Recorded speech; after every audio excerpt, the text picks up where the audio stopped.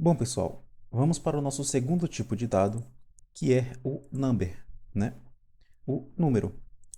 Se eu colocar aqui const número igual a 7,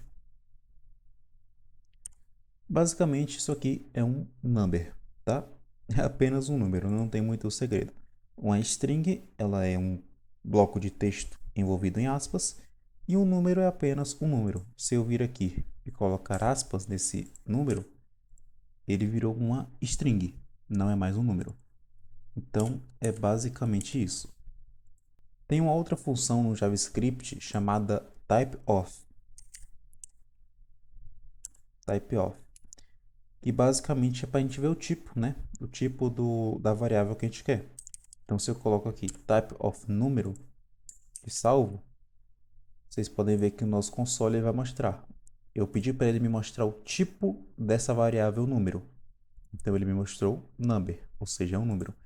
Se eu venho aqui e coloco entre aspas e salvo, vocês podem ver que ele vai mostrar uma string, justamente porque, né, virou uma string por causa das aspas. Então, o number é basicamente isso. Só mais algumas observações a respeito do number, né, do número, é que nós podemos utilizar de pontos. Então, posso botar aqui 7.5, 7.3, 4, etc. Podemos utilizar pontos. E tem uma outra forma da gente colocar, que é o seguinte: eu posso vir aqui e colocar 5 é 8. Vou salvar aqui. O que significa 5 é 8? 5 e 8, né, no caso. Isso quer dizer que eu quero colocar o número 5 seguido de 8 números zeros. Então, se eu vir aqui, coloco uma vírgula e eu coloco para ele me dar o meu resultado, né, o número. E basicamente isso aqui é, eu pedi primeiro o tipo dele, né, type of número. Ele vai me dizer o tipo dessa variável aqui. E aqui eu quero que ele me passe o valor dessa variável. Então, como eu coloquei 5 e 8, se eu salvar, vocês podem ver que ele me deu exatamente o tipo da minha variável, depois o valor da minha variável. Então, tem um number, que é o tipo, e o valor 5, seguido de 8 números zeros. Essa é uma das formas aí de a gente poder trabalhar com números. Vamos agora para o nosso próximo tipo de dado, que é o null. Vou criar aqui const valor do carro igual a null. O null, ele basicamente é nulo. Só que tem uma questão aqui sobre o nulo. O nulo não é que ele não existe, é que ele existe, só que o valor é como se fosse zero. É diferente do undefined. Eu coloquei aqui para vocês verem. O indefinido, ele não tem valor, entendeu? O nulo, ele tem valor, porém ele é um valor nulo, é um valor zerado. É basicamente essa a diferença deles. Eu vou dar um exemplo aqui para vocês. Colocar um let valor e eu não vou colocar um valor. É let valor, mas não vou colocar.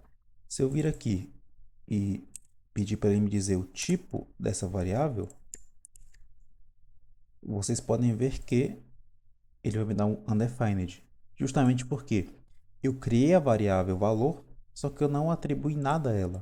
Ela não existe. Valor está indefinido. Não existe uma variável aqui, só existe, né, a variável em si, o nome dela, só que não tem nada dentro dela. Por isso ele me deu undefined. O nulo, ele existe, porém é um valor nulo, é um valor zero. Temos também o boolean. O boolean, ele basicamente é para dizer se é verdadeiro ou falso. Aqui boolean igual a, ele pode ter dois valores, né? Literalmente verdadeiro ou falso, true ou false. Aqui é o valor verdadeiro ou o valor falso. É basicamente isso, para isso que serve o Boolean. Ele é muito prático naquelas situações em que a variável é uma pergunta fixa. E aí o Boolean ele vai só dizer se é verdadeiro ou falso. Por exemplo, temos uma variável const chamada segunda. Essa variável ela vai fazer a pergunta: é segunda-feira?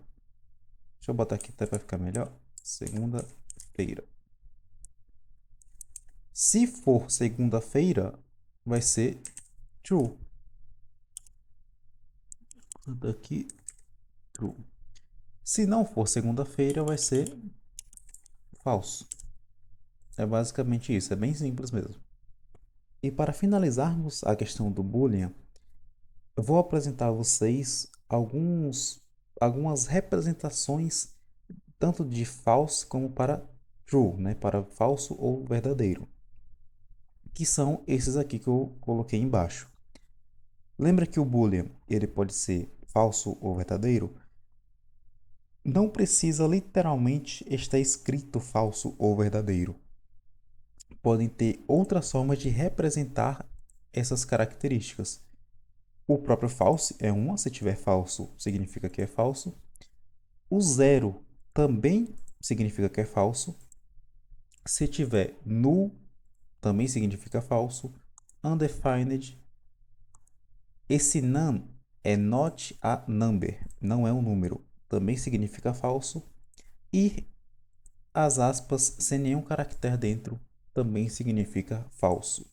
Então, tudo isso aqui é a mesma coisa que eu ir lá e colocar false. São outras formas de eu colocar, né, de eu representar o falso. E dessa forma, também existe outras representações de verdadeiro, né, de true. Quais seriam elas? Umas aspas que tem qualquer caractere dentro, ela significa verdadeiro. Então, por exemplo, essas aspas aqui não tem nada. Se eu adicionar qualquer caractere, ela já significa um true, né? Um verdadeiro. Isso também se aplica ao espaço. Se eu colocar um espaço aqui, essas aspas, ela significa verdadeiro. As aspas que não tem nada, incluindo nenhum espaço, significa falso. Outra representação do true é qualquer número diferente de zero. Então, como vocês podem ver aqui, zero significou falso, né?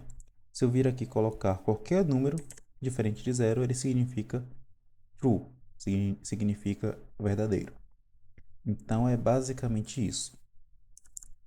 Esses foram os tipos de dados que nós aprendemos nessa aula. Obrigado pela atenção e até a próxima aula.